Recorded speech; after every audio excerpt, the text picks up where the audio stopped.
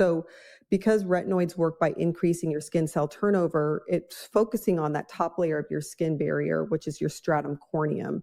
And it can actually thin your stratum corneum. It regulates it so that it's a little bit more compact and you don't have like excess dead skin on your face. So that's what people are thinking when it potentially is making your skin thinner. But your epidermis as a whole, so the stratum corneum is just one layer. That's just the top layer of your epidermis. But your epidermis as a whole gets thicker, and your dermis, which is where your collagen sits, gets thicker too. So it's the opposite. Your skin gets thicker.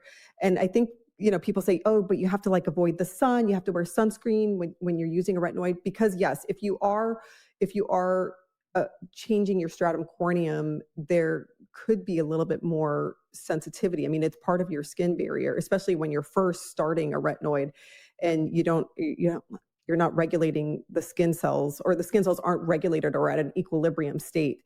So your skin can be more sensitive to the sun. And yeah, it's always important to wear sun protection when you're using a retinoid, but your skin is going to be healthier and thicker. Yes, that's what I understood it. And explain to the listeners kind of how the skin works, because I don't think most people realize that you've got multiple layers and they're constantly shedding out, and that sometimes that stratum corneum things get kind of glommed up, like if you're hypothyroid, and there's Exactly. different situations where that upper layer just isn't sloughing off the way it should, and it's a balance that you Mhm. have to achieve, right? Yes, exactly. Yeah, I mean, I would say that when we're the ages of like 9 through 12, that's like when our skin is perfect. Like, or actually, no, sorry, I'm thinking of a baby. You know when people say like smooth as a baby's bottom or smooth as a Yeah. baby's butt?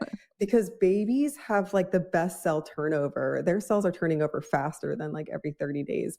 And so that's why their skin is so smooth.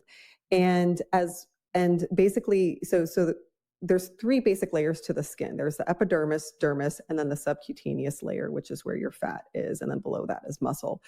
And in your epidermis, there's the basal layer, which is where they produce your keratinocytes. Keratinocytes is another word for your skin cells that are in the epidermis. And then as they rise up, depending on where you are in your body, there's different number of layers to go through, but you get to the top layer where essentially like the skin cells are dead and it's just the keratin, and serves as part of your skin barrier, and your keratin is what naturally sloughs off. But like I said, as we get older, if and also with like hormonal changes, thyroid issues, um I'm trying to think of anything else that can play a role. It's mainly age and decrease in your hormones and thyroid that can play a role in your cell turnover. I think metabolic health could be thrown in there too. Yes, you're right. Like even people with like diabetes, we Yeah, they see slow like down. really slow, yeah, definitely slower cell turnover for sure. Yes. And so that's where things like exfoliants and retinoids can certainly help keep that turnover at a healthier rate. Got it. So it keeps it in more of a homeostatic balance Yes. and in a good rate. What about the skin mantle? I know that in my world, we address skin issues via the mantle, via balancing fatty acids in the body. We might use fish oil. Sometimes fish oil makes people break out. It kind of depends, but that mantle is really important, and the acidity and or pH of it, I should say, is important. Is that Mhm. part of the skin barrier conversation? That's exactly. It's part of the skin barrier, so it might be kind of confusing, but mantle essentially is the skin barrier. Got And it. so I mentioned that the stratum corneum is part of the skin barrier, but there's other components like the acidity.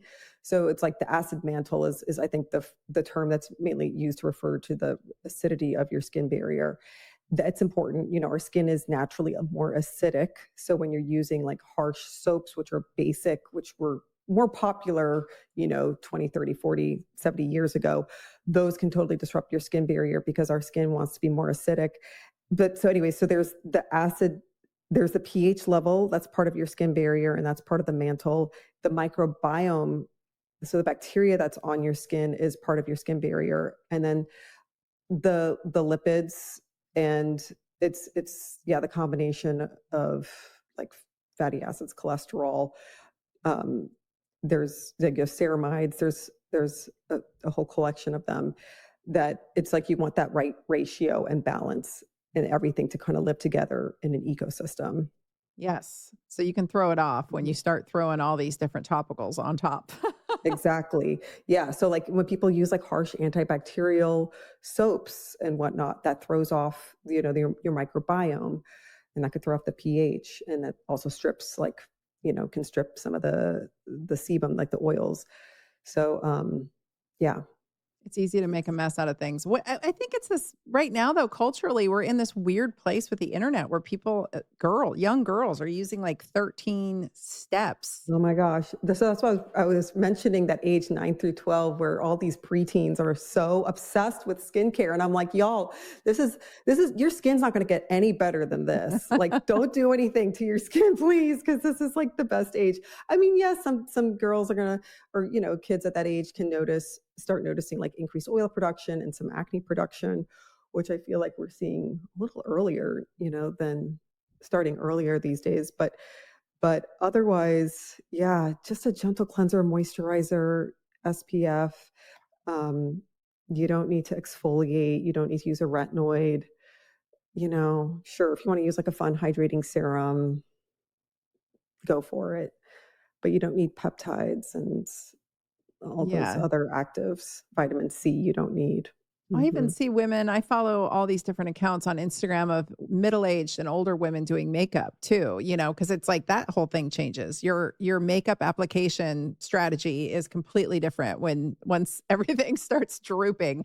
So, I've had to completely relearn that whole process and what it's wild, but these women are putting 5 or 6 steps on before they even start with, like, a concealer or foundation, and I'm like, "What is it really?" This all seems very complicated and unnecessary. It's unnecessary. I kind of get the appeal as like a self-proclaimed skincare junkie. I do get it. But it's unnecessary and potentially can be harmful. So it's something that derms usually advise against because we end up seeing more issues when you're introducing more ingredients to your skin, and a lot of products can have a lot of overlap. So it's either excessive, which can lead to irritation, or excessive, unnecessary, and expensive. When it comes to somebody who is an adult woman, I recommend some kind of antioxidant serum in the morning. Vitamin C is the most well-studied antioxidant out there, so that's why we recommend it all the time. And then follow that with a moisturizer and then a sunscreen, or use a sunscreen that already has a moisturizer in it. You don't have to use too many products in the morning. Um, yeah, And just keep it simple. keep it simple.